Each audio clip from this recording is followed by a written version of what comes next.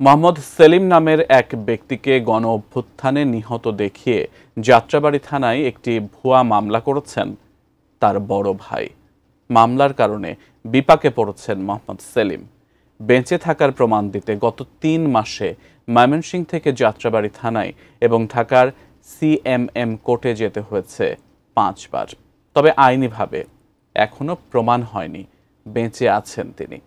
আরো বিস্তারিত জানাচ্ছেন সহকর্মী আসাদ ভুঁইয়া।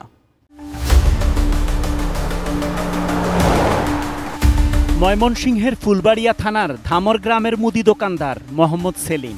তিনি বেঁচে আছেন তা প্রমাণ করতে ঘুরছেন থানা এবং আদালতের বারান্দায়। গণ অভ্যুত্থানে ঢাকার শনিরাখড়ায় তাকে নিহত দেখিয়ে গত বছরের ৩০ আগস্ট একটি হত্যা মামলা দায়ের করেন তারই বড় ভাই মোস্তফা কামাল, যে মামলায় গ্রেপ্তার হয়েছেন একজন এবং পলাতক আছেন বেশ কয়েকজন।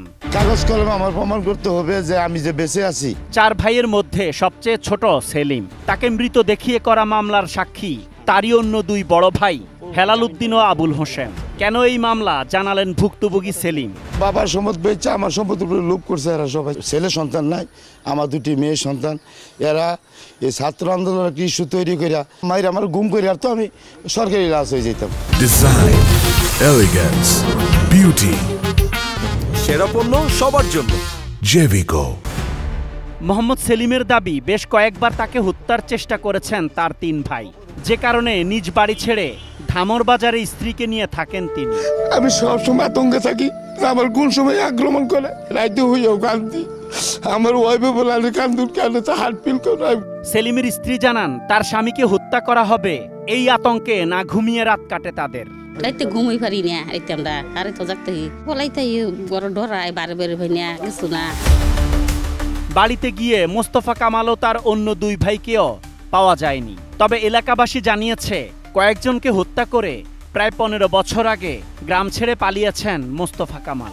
3 মার্ডারের আসামি। হ্যাঁ, এলাকায় আসে না? কত বছর আসে না? ফেব্রুয়ারি মার্ডারের পরে 3 নেই।